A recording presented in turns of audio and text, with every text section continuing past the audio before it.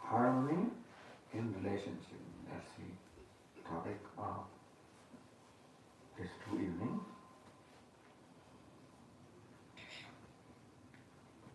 Relationship is something that is built into the life of human being. You say we are social animals. And at every moment we are related to something or somebody. Even when we may be alone by ourselves, can also be related, because I have the notion about myself that I am a son. Even if I am by myself, I see myself as a son, as daughter, as father, as mother, as brother, as friend. So physically or emotionally we are constantly related. The time that we wake up in the morning till the time that we go to sleep, throughout the time when we are conscious, we are related to someone or something. Sometimes it may be relationship with my house, my car, my furniture, my belongings, my wealth, my job, my position, etc. But here mainly we are going to talk about our relation with other human beings, which is the primary and most important relationship. You'll be happy to know or surprised to know that most of our happiness, they say some 80% of our happiness comes from relationships. Meaning that other things such as house and car and wealth, etc. are there to give us happiness. But the thing that gives us most happiness is our relationship. This we should know. Meaning that our relationships are most precious things in our life. And every relationship is precious. It may be a relationship with a spouse, which is the most intimate relationship. With children, with parents, with other members of the family, with friends, with neighbors, with colleagues. Each of the relationships can be a source of happiness and can also be a source of unhappiness. That's the problem. If the relationship was only the source of happiness, no problem. You don't need to think. But then, a relationship can also be a source of unhappiness. And just as most of our happiness comes from relationship, most of unhappiness also comes from relationships. And therefore it is important to understand what a relationship is and how to make the relationship as a source of happiness rather than a source of stress, tension, unhappiness. Because a lot of our tension comes from relationship also. Closer the relationship is, more likely it is to cause greater tension. And so, we should understand that every relationship is unique. I relate to another person in a unique manner because every individual is unique. There are no two identical persons. And therefore, I relate to each one in the unique way. And therefore, each relationship becomes important and I have to pay attention to it. We cannot take a relationship for granted. Just as when you plant a sapling, that sapling requires care. It requires that you pay attention to that, water it when required, provide the soil, provide the support, provide manure, fertilizer. Even a sapling also requires a lot of care, is it not so? And if you don't pay attention, you will lose that plant. It will bend down, it will dry up. So you can see how even raising a plant also requires a lot of care and also a lot of understanding. Every plant behaves in a different way. Is it? Some requires light, some requires shade, some requires light and shade. That's what I'm told. I don't understand these things, this is what I'm told. Some need more water, some eyes keep on watering. So you don't do this. This plant doesn't require water. We think that more water is good, not necessary. More fertilizer is no, Swami, you will burn the plant. So what kind of fertilizer, how much water, how much light? Those who do gardening, they understand these things. So just as a plant requires understanding the nature of plant, the needs of the plant, and how to fulfill those needs, right? So also every relationship requires to understand nature of relationship, the needs of the relationship. बच्चे तो ऐसे बच्चे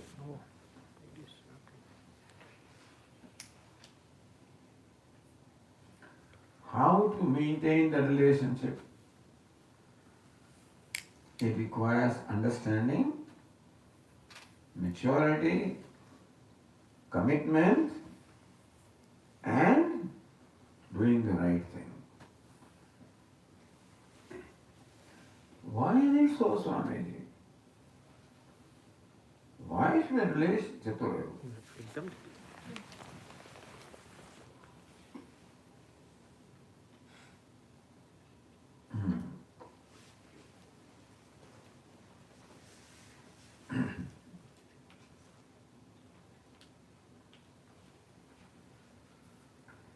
Because two unique people relate to each other. As every person is unique. And therefore, the relationship that we have with another person is a unique relationship, different from the relationship that we have with other people. So who is this person? What are we relating to? A person can be said to be, in Vedantic language, a bundle of raga and dvesha, a bundle of attachments and aversions, a bundle of emotions. We are primarily emotional beings, and it is the emotional being who always interacts with the world. They are intelligent beings also. You may have a lot of wisdom. But when I interact with the world, it is not my wisdom or intelligence that interacts. It It is emotion that interacts. Understand that. That's the reason why sometimes you find Swami, when you're talking in the class, you're a different person. I'm just giving you an example, That will let you off the hook. But how do you behave like this? You talk about anger, how do you get angry?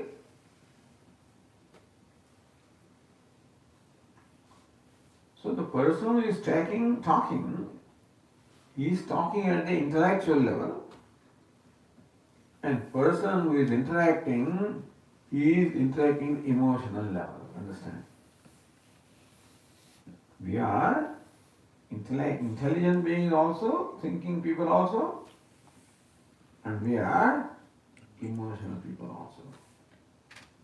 And all our vyavahara or interactions are carried out by the emotional being and not the intelligent being.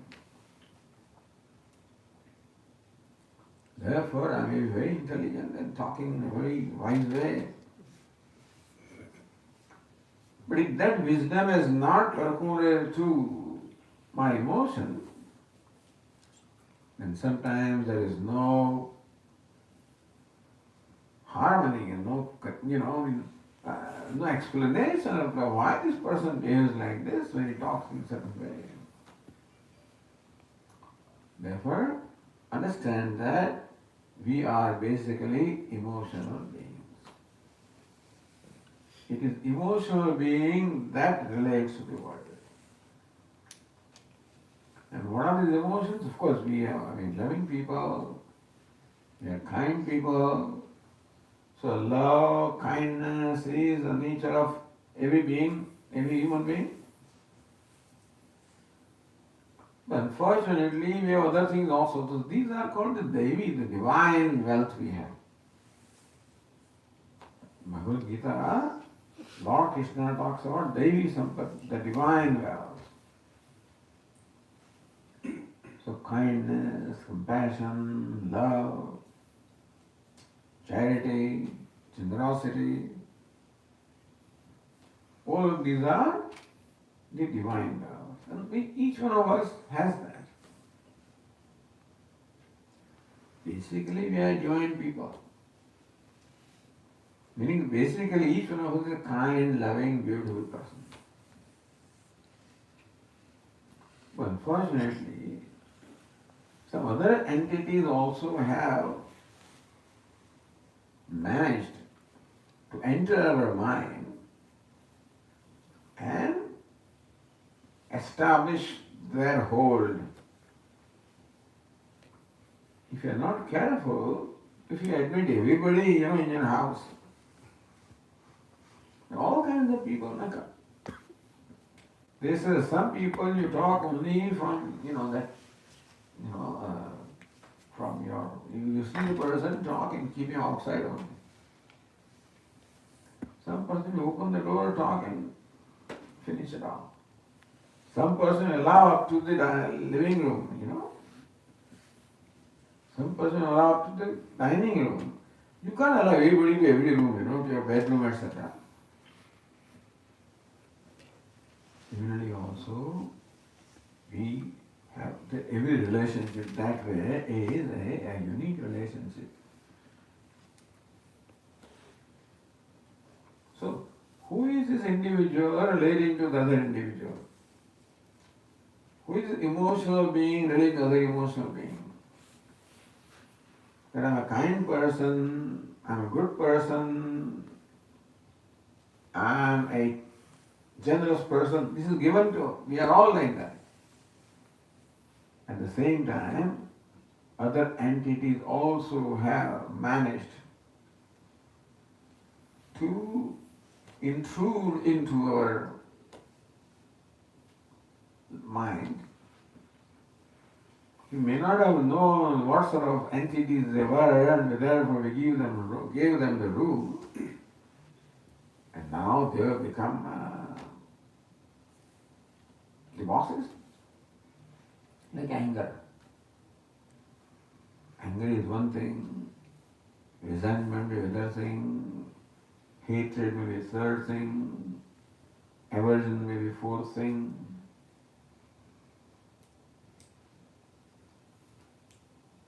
Distrust may be another thing. So these negative emotions also are there unfortunately in us. And whenever any of those emotions take hold of me, then my behavior is going to be very hurtful to others. Meaning that whenever I act out of anger, I'm going to hurt somebody. When kama, krodha, lobha, lust, anger, greed, resentment, jealousy, when this kind of impulses take hold of my mind, then my behavior is going to be a violent behavior. I'm going to hurt somebody. So this is how we wind up hurting each other. Swamiji, I did not mean to do that, but I said it. So I say something, I don't say. Something makes me say that. The Swami was fond of saying this. People advise, don't get angry. How many times we are told, don't get angry. I will get angry provided I have freedom not to get angry. Suppose I tell you right now, our Swami used to do that. Come on, you will get angry. You get angry. You get angry at me. Why are you laughing? When I tell them to get angry, they start laughing. What? Get angry? Do this. Can't you get angry? Anybody tries to get angry? Huh? This is very important to know, and interesting and important to know that we cannot deliberately get angry. You follow? We cannot deliberately get angry, greedy, jealous, all these negative things we cannot deliberately do. Deliberately we can sympathize. Deliberately we can help. Deliberately we can be charitable. That we can deliberately do. Wow, this much? Okay, let me give more on this much. So thus these good qualities, what Lord Krishna would call divine virtues, that we can do. This demoniac virtue, asuri sampat, kama, krodha, lobha, we cannot deliberately do. I don't get angry, anger gets me, you follow? I don't get angry, anger gets me. Otherwise I can, so when you advise me don't get angry, Swami, but I don't get angry.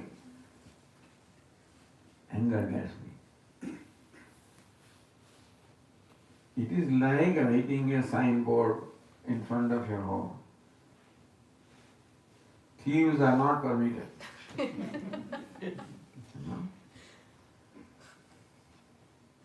think they're going to ask your permission? So you can write a signboard, anger is not permitted, this is not permitted. They don't ask your permission. They take hold of ourselves. So I'm saying all this so that we understand ourselves. And we understand others also. More we understand ourselves, more we understand others also, and more wise we will be relating to others, because better we understand, more wise, thoughtful our relationship will be. Everything is understanding. This clock also needs understanding. This thing needs understanding. How does it open? You know? You press in some way like this, then it opens. See, I press it and still doesn't open. You know why? Because it's locked. So even these little things also requires me to understand that, then only I can function, relate with it. Is it not so? Yesterday in our kitchen, the person who came to serve us brought a big pot which was closed. It had some curry, something inside, and he wanted to serve to the Swami. Tried to open it. He tried all kinds of things. It just would not open. You know why? Why that pot would not open? You were surprised. Sometimes things don't open, isn't it? You know why? It was steaming hard. Huh? It was steaming hard inside, so the pressure got lost. Oh, that's very smart. Most of housewives don't understand that.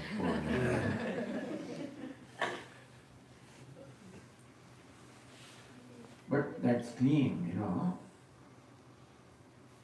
gets condensed and becomes vacuum, and then you cannot open it. So then you have to put this under. I said, put it under the cold water, on the tap, and then everything will settle down, and then you okay. But simple things like that, you have to understand everything in order to deal with them. And what human being is a very complex entity, and to deal with them. So therefore, Bhagavad Gita described our personality as made up of the raga and dvesha, attachment and aversions, likes and dislikes, simplifying. You have many emotions in us, kama, krodha, lobha, and we may have greed and jealousy, and we have resentment, all kinds of, they are all reduced to two. Raga and dvesha, attachment and aversion, likes and dislikes. So who am I? I am a bundle of raga and dvesha. I shouldn't say who you are, but then you can think about it yourself. I don't want to, brand you. But one bundle of raga dvesha interact with another bundle of raga dvesha. This is what the relationship is. Because I say we are emotional beings. And our emotion, this emotional person who is interacting. And basically, when I say emotional, we are loving, kind, good people. If that is the one interacting, there is no problem. Everything will be wonderful. But then these impulses are also there. Anger also is there. Jealousy also is there. Resentment also is there. We have history with everybody. Two persons who relate to each other have history. Your past experience is already formed an impression on that person in my mind. And therefore, when I meet that person, already all the impressions that are formed in my mind, they automatically take hold, and that is how I see that person. I do not see a new, fresh person. I see a person about whom I already have conclusions.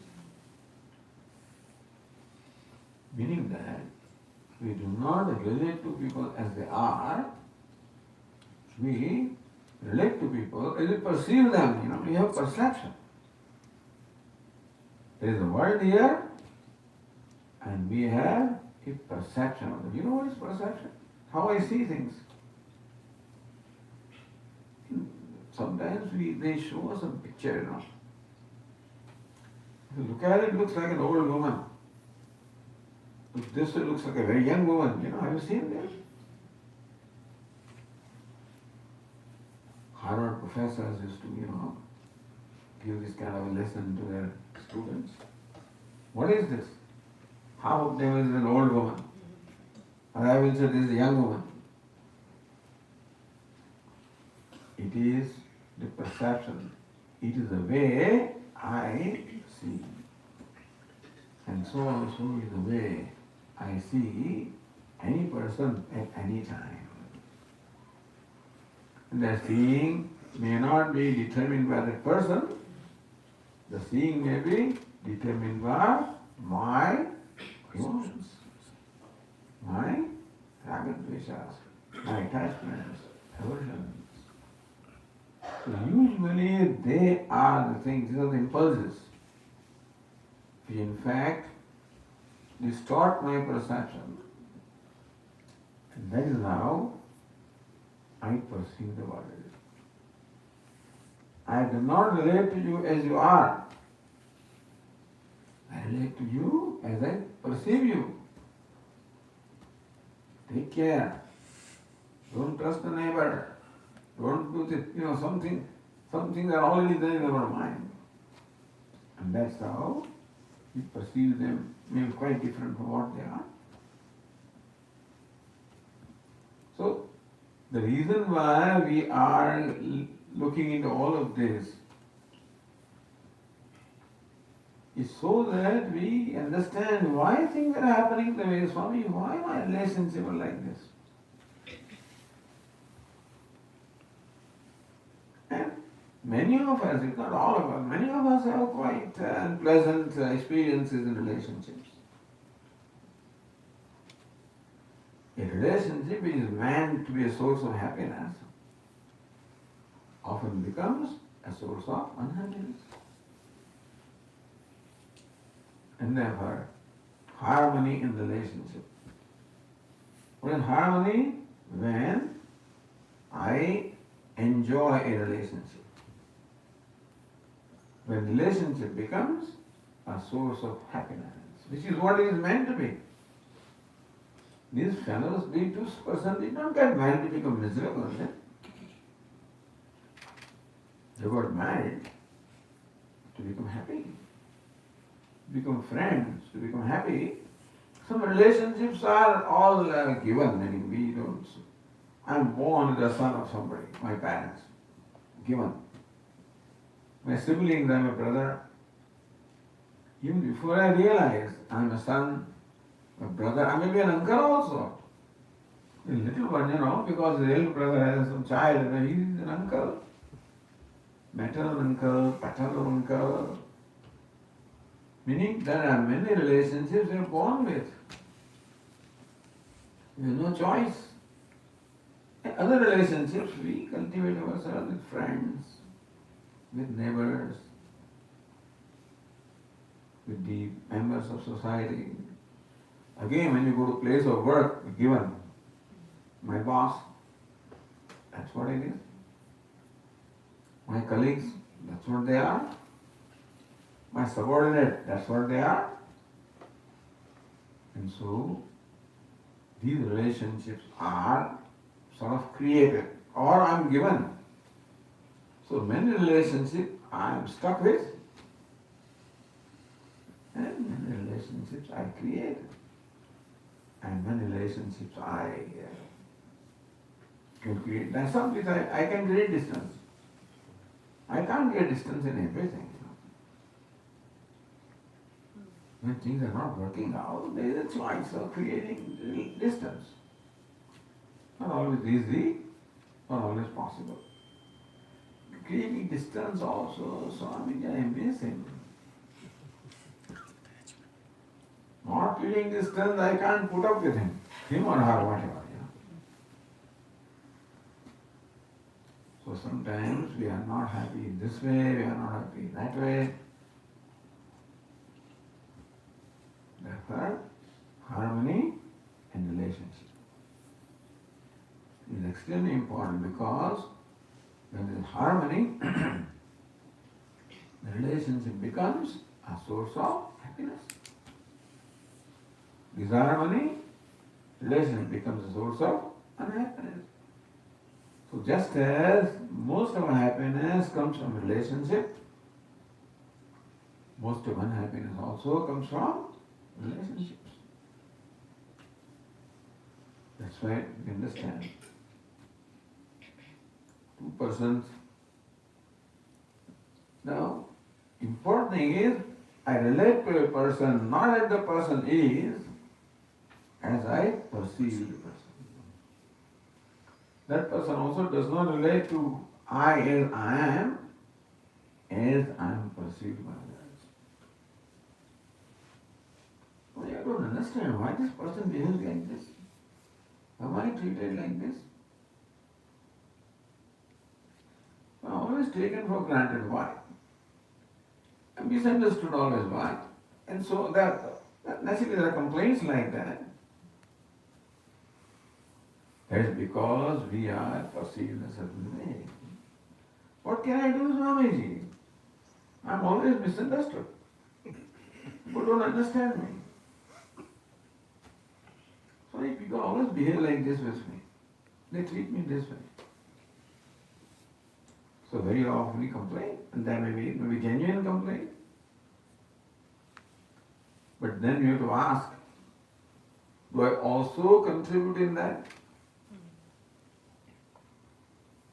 Sorry, I'm always treated like this. But do I also contribute in that? But I'm perceived. Do I also contribute in the way I am perceived by others?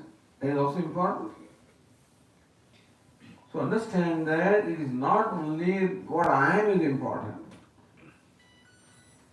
but the way I am perceived is more important. You follow? So there are smart people who know how to manage things, how to manipulate things. They create a perception about themselves, the whole world, Today when I was reading the New York Times about this was a secret agent, was a double agent of CIA, agent of KGB, or what is that Russian thing, He was agent of those, he was actually, in fact, what do they call them, these people? But anyway, so the whole life he always worked for them. Can you believe? These fellows in FBI, not in ordinary place. They thought that he is our man, and all along he worked for them and got a lot of money. For years together, these people, FBI people, could not recognize this person. So smart he was. So when they, after many years, found out, what were you doing, he himself asked, what are you doing all these days? How come you could not see me? Finally, it took so long and so many secrets were given up. So many important secrets of the United States were all passed on to Russia. Years together. And FBI's own agent, FBI did not know, was trusted by them. So this is how people can be pretty smart. To create a perception about themselves. They can, we are not talking about them, but as I said, there are all kinds of people in the world. And therefore, we may not be smart enough to understand everybody. But this is how things are that people can manipulate. People can create an appearance of being different from what they actually are. And you discover after a number of years, then comes backwards. Anyway, so this is about the perception. A relationship. I do not relate to a person as a person is. I relate to a person as I perceive the person. People don't relate to me. They relate to me as they perceive me. That's why a lot of work goes into being perceived in a certain way. I have hairstyle, I have these robes with me. There is a great effort involved here. So that you perceive me in a certain way.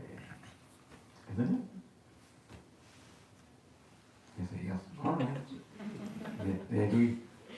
also one of those. But yeah, that's true.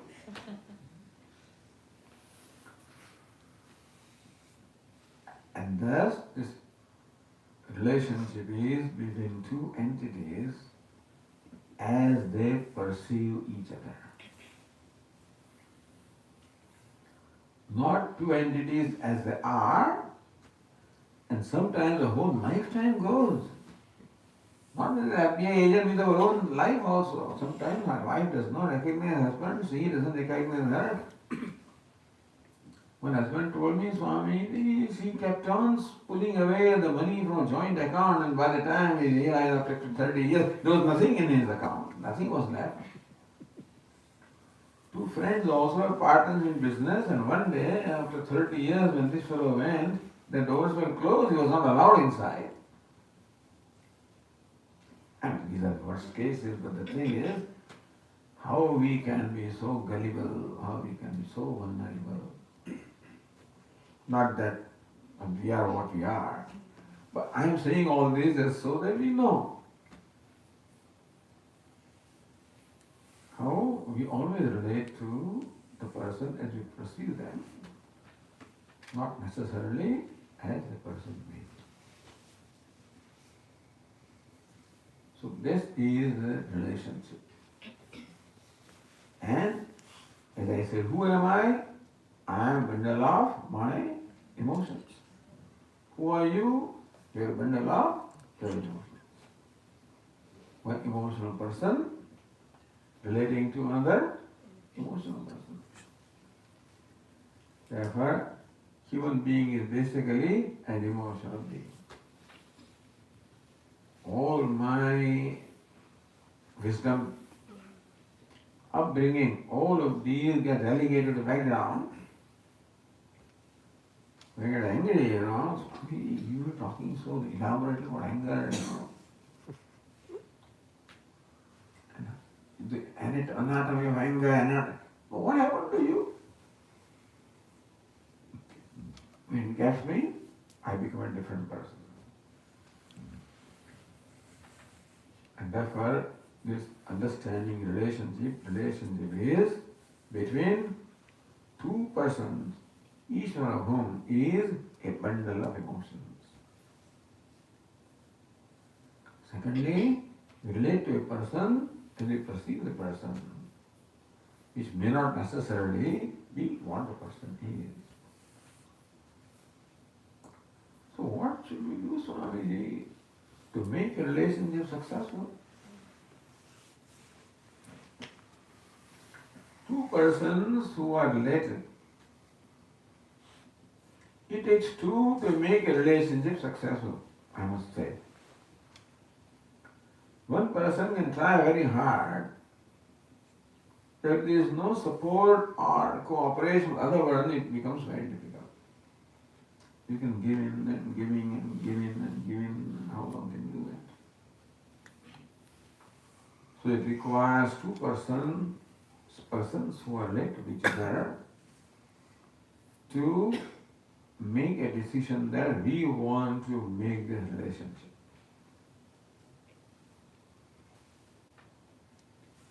That we want to make the relationship successful.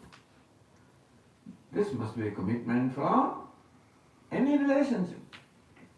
Between spouses, of course, the most intimate and most important relationship, but then every relationship has degree of importance, whether between friends and between colleagues and between siblings and so forth.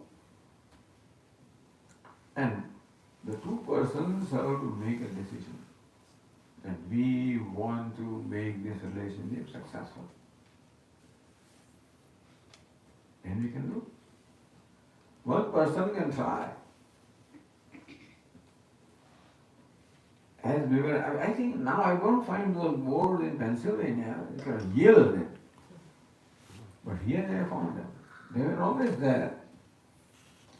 Have you seen this sign called yield? Where do you find that? Where do you find the sign yield?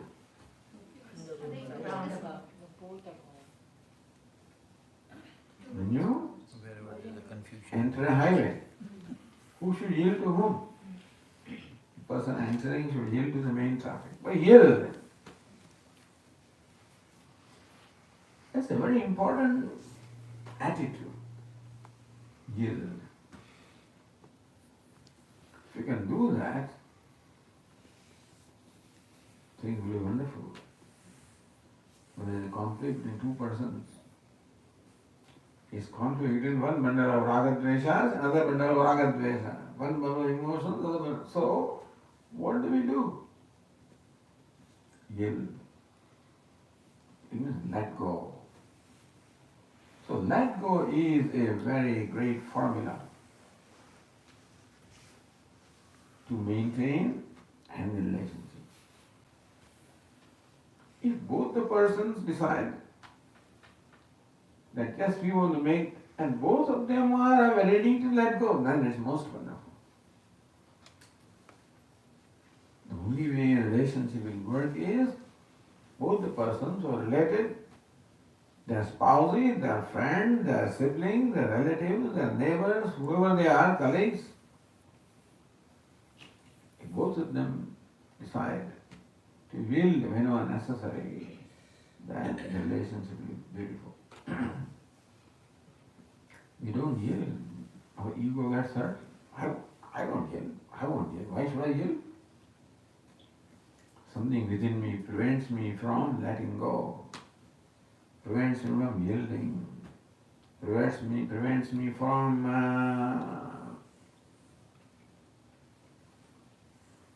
being generous, And therefore, in order to make the relationship successful, a simple word is yield. If both the persons decide, not one, Swami are always yielding. In India, women are always yielding and yielding and yielding and yielding. That's how the social system is. Where man is a breadwinner, he is the head of the family, often is ruler of the family, and therefore he always decides. And woman generally yields. That's how things are going on in India.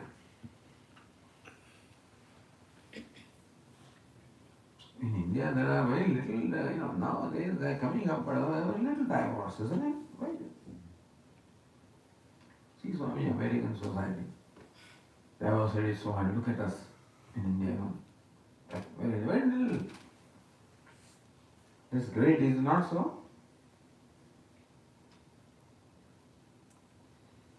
But just because two persons live together does not mean that they are living together happily. It's good. India is better.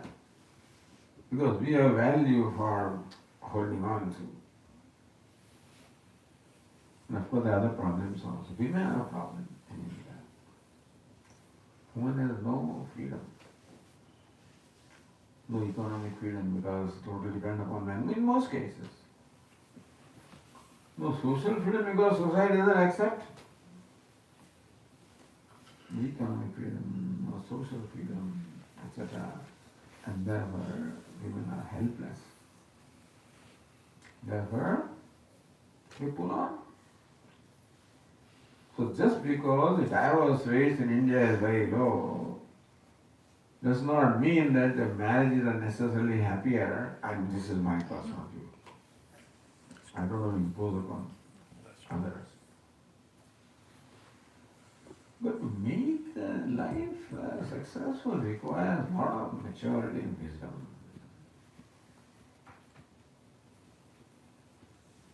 And when that is there, things work out. Otherwise, one of them, generally wife, but sometimes husband also. Whoever is dominating, we don't know outwardly. What is inwardly there, we don't know who is dominating, who is not. But, however, if both of them yield, if I keep on yielding another person, then I feel I am taken advantage of. I feel that I am exploited. I feel that there is unfairness towards me. I feel hurt. So So in India, relationships go on with husband and wife many years. But as this lady told me, she was 60 years old. He says, from today I'm not going to, from this day, no more I'm going to submit and surrender. She said, I've done enough. Because in India there is this duty and this relationship and so forth, and there is a limit to what a person can do. So in order to make the relationship happy, it's necessary that both of them meet halfway. For that important that they learn to yield. Where to yield? Not just yield. Where to yield? How to yield? That is to bring about harmony in relationship. So today I will stop here. We'll continue this topic tomorrow. Swamiji, would you take a few questions? Yes, that's right. So we can welcome to ask questions. Swamiji, we talk about this rag, dvesh, and it's right. Do you think is this the attachment is leading to this perception you call? That stirs up all these rag, dveshas? No, my simple thing was that, is it the attachment? Whatever it could be, whatever it could be, whomever it could be with, does that stirs up the so-called perception you suggested, that we meet with the perception, not with the person who is, and that stirs up the rag, dveshas, and that culminates in our behavior? If you could kindly repeat your question, then they will record it. You're all here also. I thought I was loud enough to. That's how they perceive me too. That's what I'm always telling You you. always tell you. Let me out. No, my simple question was that is it this the attachment which leads to the perception for the person, whoever it be, a person, a thing, or whatever it is, it leads to the perception of that, and this attachment stirs up this rag, dvesha within us, which forces us to act the way we act. So is the attachment is the main culprit here? Can you give an example? It was hard to follow the question. Pardon me? I said, can he give the example? It was hard to understand the question. Can you give an example? No, that's what he leaves to me. But the question is, what determines our perception? You said that we relate to a person as we perceive the person, not as a person, maybe. What is it that determines is it my attachment that determines my perception? That's the question, isn't it? That's the question. We will go a step further. It is my perception. You see, number one, we have perception of ourselves first. Before I perceive you, I perceive myself. Because as a human being, I'm a self-conscious being, and therefore I'm always conscious of myself. You follow? Each one of us is conscious of ourselves. And since I am conscious of myself, I already have a perception about myself. This is what we call complex. Inferiority complex, superior complex, etc. Understand that the first thing that we have is we have a perception about ourselves. I don't mean that I'm a man, I'm a woman, I'm a wife, I'm more than that. Whether I'm a good person, not so good a person, a smart person, not smart person, intelligent person, not so intelligent, wise person, not so wise, you follow? This is what I mean. That we always have a judgment about ourselves as to who I am. And more often than not, that judgment is not very flattering. Meaning that our perception of ourselves is not a very flattering perception. More often than not, I think that I am not good enough. I think that I am not smart enough, I am not intelligent enough, I am not good enough. More often than not, this is what I think. So my perception of you is more based on my perception of myself. Yes. If I am a self-confident person, having self-worth or self-respect, he is more likely I'll respect you also. If I respect myself, That's true. it's likely that I'll respect you also. I agree. If I don't respect myself, it's likely that I may not respect you. So the way I treat you is based upon the way I treat myself. And since as a human being, I'm a self-conscious being, therefore I always I'm conscious of myself. Judgment of myself. Call it judgment, call it person. I don't mean by judgment man or woman. Judgment is, am I alright? I'm not alright. I'm smart. I'm not smart. Intelligent. Not intelligent. Limited. So we have a perception which is generally that I am a limited being. I am inadequate being. I am a wanting being. I am a needy being. You follow? Usually my perception of myself is I am a needy being. So more often than not, when I relate to others as a needy person. When I relate to a needy person, then I look upon you as one who will fulfill my need. So there is an expectation there. So my need brings about an expectation from you as to what you should do to me so that I'll be happy. So my perception of you is based on also my perception of myself.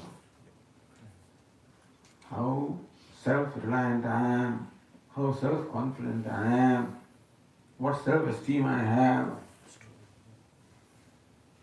That decide how I relate to others. Thank you. I don't have self-esteem. I relate to others as an inferior person, looking for other favor, looking for, So what is the attachment here? In the No, question? that's why I answered in my way. He said it is attachment. I said it is my perception of myself that decides how I perceive others. Not attachment. Is that the attachment he is talking about? He may be talking about anything. He I explain what it is. maybe understanding what. He thinks it's attachment. I say it's not attachment. It is my perception of myself that determines how I perceive you and how I relate to you. Clear. Swamiji, quick thing. So we talked about how we perceive ourselves and that relates or that results in what we think of others. But how does trust or doubting come in place? Supposing you doubt someone or you don't trust someone, then what is it that we are thinking about ourselves, or what is it that is going in our head or whatever which results in us doubting or not trusting someone? Right, this not trusting is not uncommon. Often it's based on the experiences in our life. But as we go through from childhood to this point, we have gone through many relationships, beginning with our parents, elders, siblings, and how we felt that way. I found sometimes, that when I was a child, my uncle would be visiting from, say, Mumbai. Although and then he goes out, I always want to go with him. So I want to go with him. Sometimes he will take me with him. Now he is going back to Bombay, and I want to go with him means that they don't want to let me know. Otherwise, what will I do? So they say that no, he is just going out and coming back. So don't worry. He never came back. Then I felt, look at this. I have been cheated. So very often the elders or parents take shortcuts. Because how can you reason with this fellow? He is going to Bombay, you can't go. So it would take a shortcut.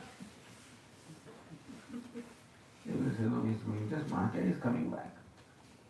Doesn't come back. My trust is violated. So this way we grew up, some depends on our luck also, what we are stuck with. So some children are less fortunate than others, where they have encountered this kind of situations where that trust was violated. Everybody's trust gets violated anyway. Somebody a little more unfortunate, that trust was violated. It becomes then difficult to trust others. I trusted and my trust was violated, I trusted, my trust was violated, and therefore I have come to the conclusion that you can't trust anybody. Everybody may not come to conclusion, depends on myself also.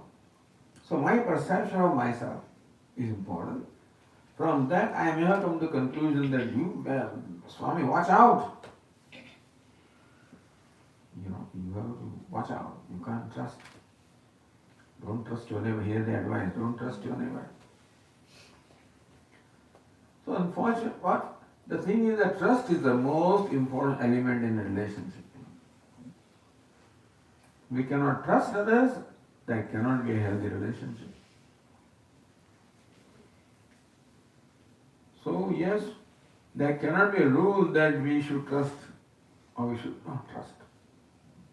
Depends upon our judgment.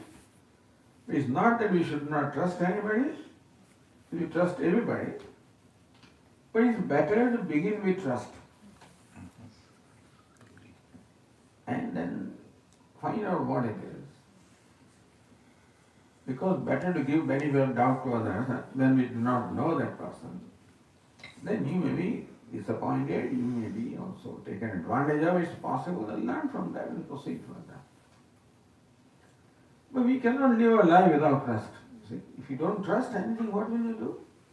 Samshayatma vinashri, Lord Krishna said.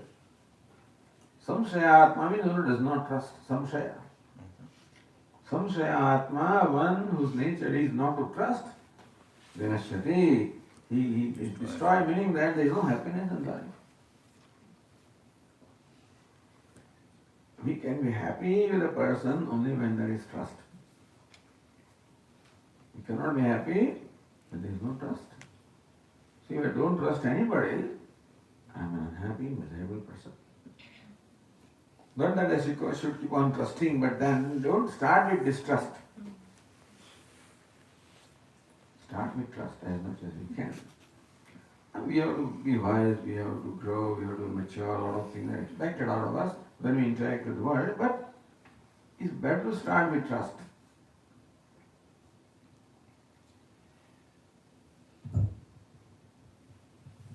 Swamiji, Shat Shat Naman. My question is,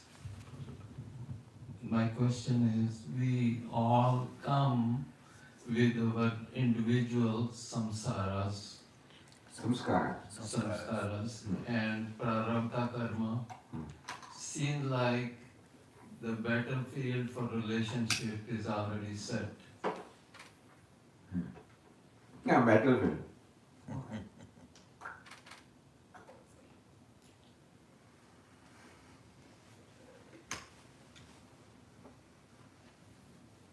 So, how do we handle that?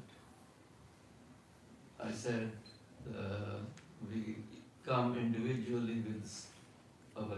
samskaras and prarabdha karma. So it seems like to me the battlefield for relationship is already set there. Yeah, we want to continue the discussion, but to answer you briefly, yes, we come with our own samskaras, with our own tendencies, our own likes and dislikes, let us say. But then, whether to allow those likes and dislikes to dictate me, or whether I should have my values to dictate me. Meaning that my samskaras may tell me that you can tell a lie, let us say. It's up to me to submit to that samskara, submit to that tendency, or assert myself that no, I'm going to speak truth. So that is where values and attitudes come. Everybody, we have all brought our samskaras. So what we are taught is that when you conduct yourself, interact, when you do something, try to make sure that what you do is based on the basic values and attitudes. Be truth, be honest, and so forth. So samskaras we have. We will slowly overcome the effect of the samskaras by creating new samskaras of these values. Hopefully time will come then that I will be able to speak truth without much difficulty. In the beginning, a lot of struggle may be there.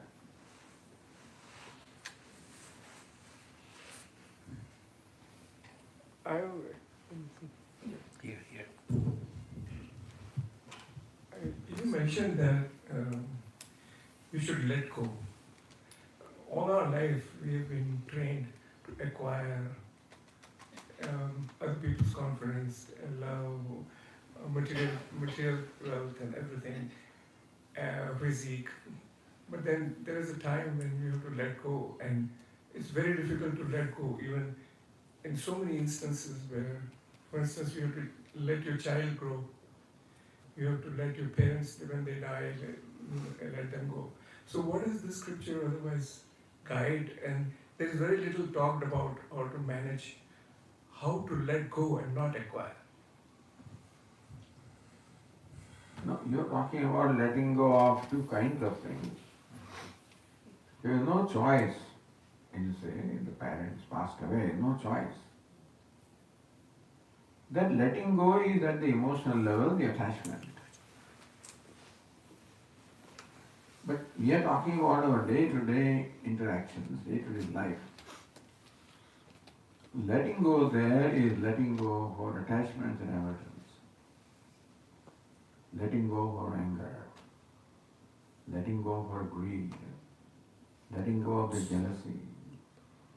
We allow ourselves to be controlled by them whenever our behavior is going to be distorted and hurtful.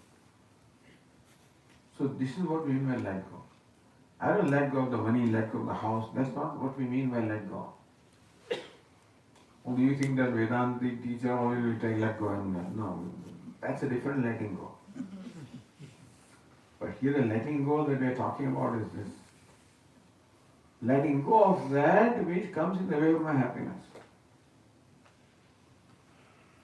Holding on to something which is going to create conflict in me, going to create conflict with others, that is what we will let go. In short, letting go the cause of unhappiness. Unhappiness can be given up when the cause of unhappiness is given.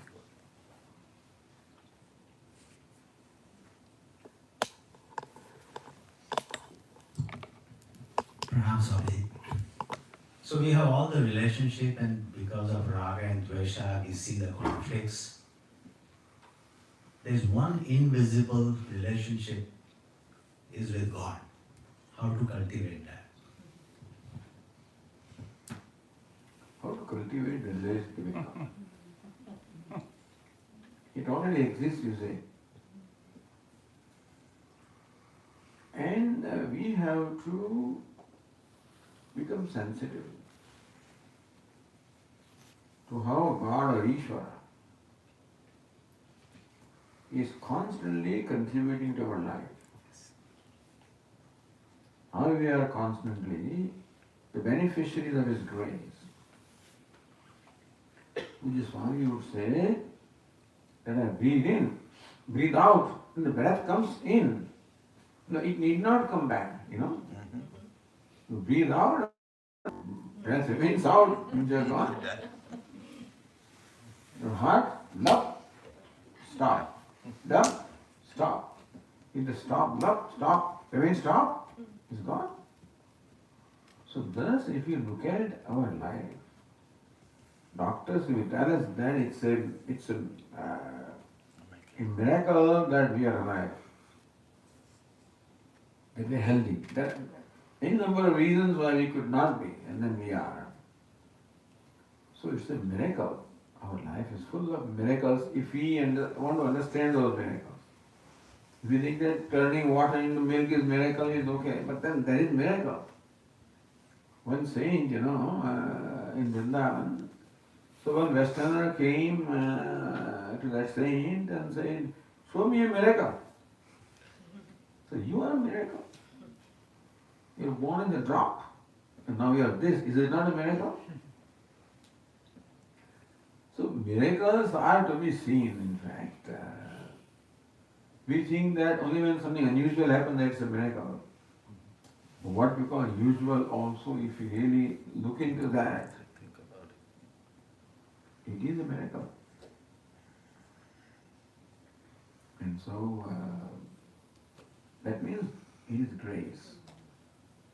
Our life is constantly full of the grace of Ishvara.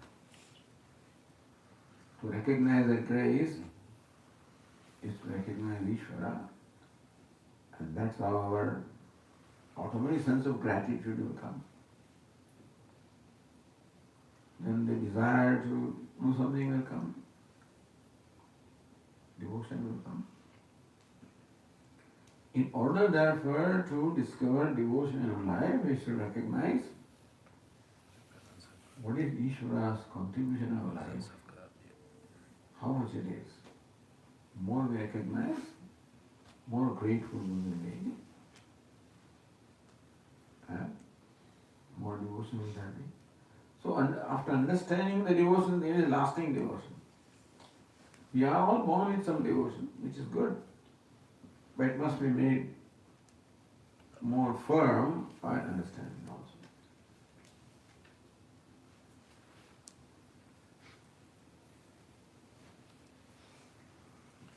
Swamiji, Pranam. As you rightly said, is our own perception, how we define our relation. What happens sometimes, like if 7 years back you are very close to some friends or family, and as the time passes, some other people come closer, or the who was close, that doesn't become that close. And this phenomena of rather than building a close relationship, sometimes we go away. Better it's better to leave because it's giving a pain. So is that our perception has changed for that person? Why the relationship at one time, like 5 years ago, was very great. Now we don't enjoy or don't have that and have some with somebody else. Is that a phenomena with us being our own perception changing? Yes. Our expectations changing, perceptions changing. And every relationship is characterized by expectation. If they are not fulfilled, then we can disappointed. And so that also could be reason why expectations could be reason. So we have to, what do I want from them? Ideally, can I be related without wanting anything? That's a big, it's a tall order, but this is how we should slowly lead our relationships in that direction.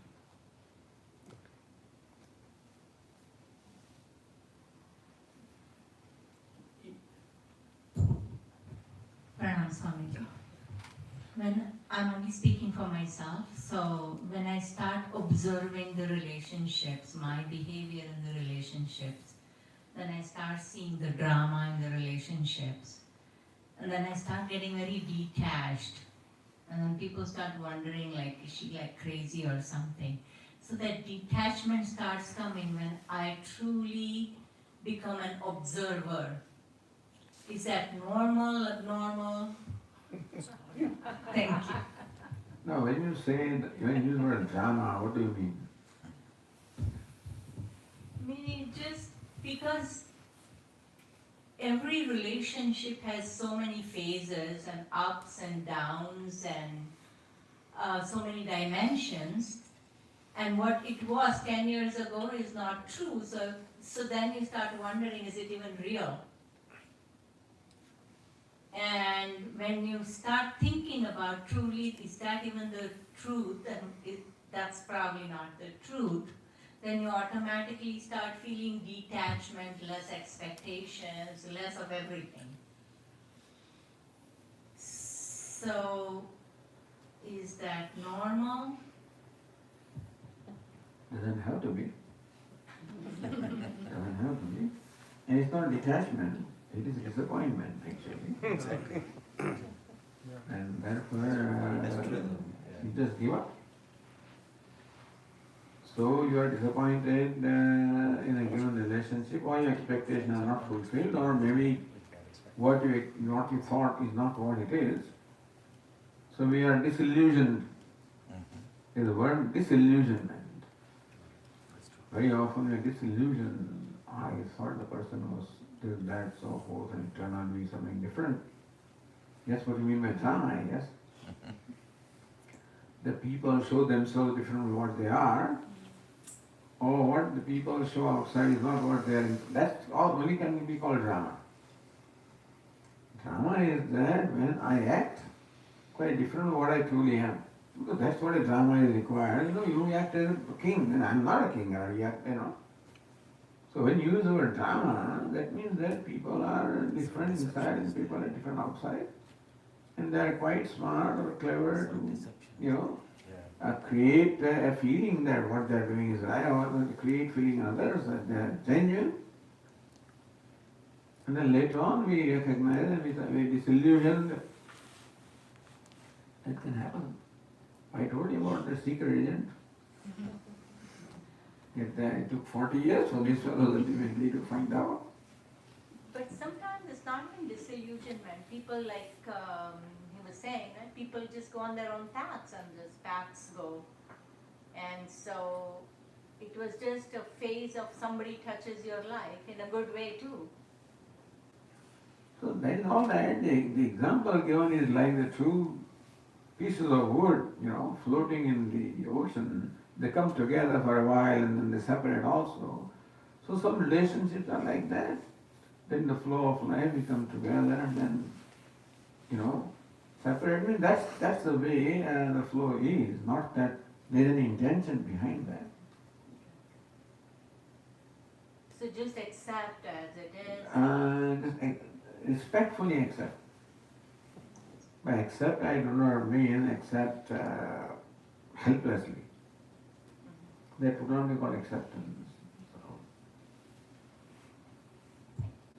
Can I ask a follow-up to? Swamiji, I just had a follow-up to her question.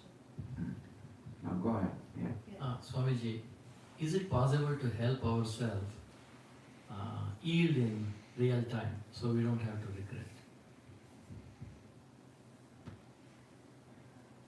Well, more often than not, we regret something that we did out of impulse. Usually when we act deliberately, there are fewer even instances of regret than when we act impulsively. So when we act out of an impulse of anger or greed or resentment or this, that and so forth, more often that is what will create in me regret that I should not have done that. Because I did not do that. In anger that I did or something, I did not do that, but I always blame myself. I did it. Usually if you are more deliberate then there will not be regret. Then I realize I made a mistake. Then I learn. From impulsive behavior I cannot learn because I did not do it. And therefore, to be as much awareful as possible, as much deliberate as possible is what we can do. We can make mistakes, but then we can learn from those mistakes if you know what I did and what I could have done differently. If I acted out of anger, I did not do it, so there is nothing to learn. Therefore, as best as we can, living deliberately is an important thing.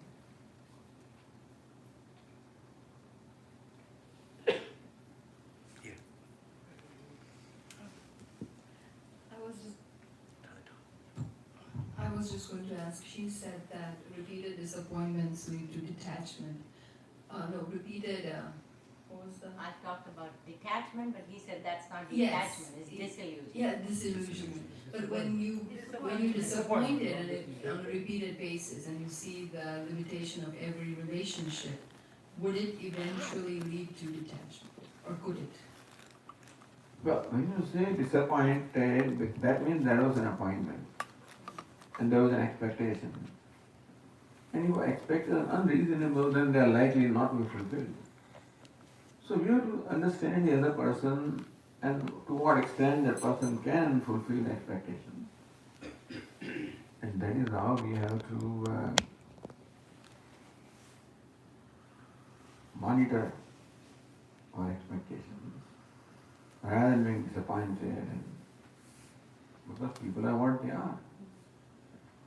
I become disappointed because there is an appointment. Your expectation is unreasonable. So more we understand, we keep on fine-tuning every relationship. When they send a rocket, they keep on correcting the course. And therefore every relationship is like that. To keep on, if necessary, change the course. Change expectations. Change what we can expect, what we can do. Not that I woke up 25 years later and then I realized this, but that, then you can't blame somebody also.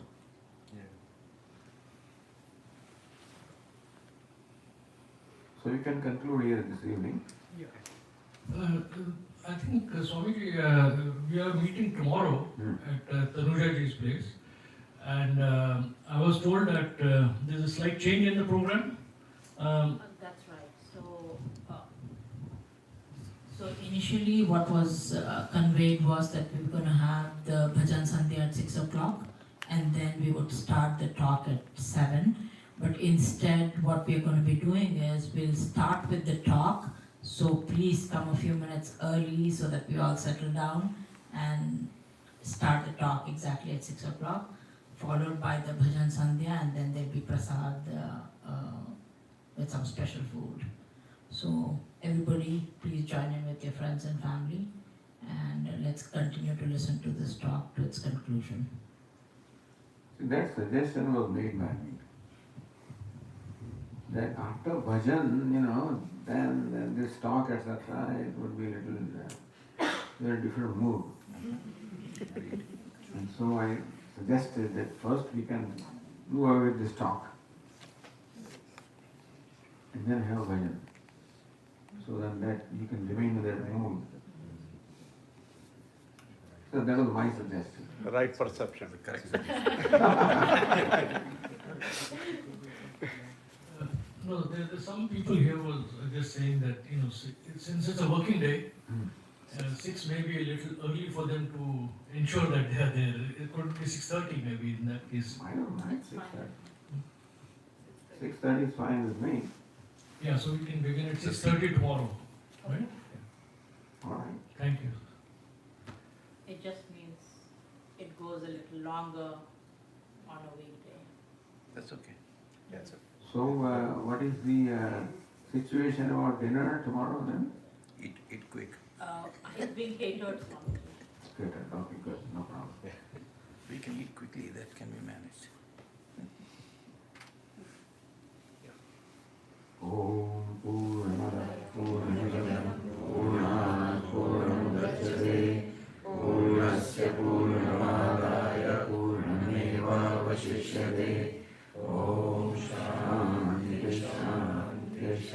Hari Om.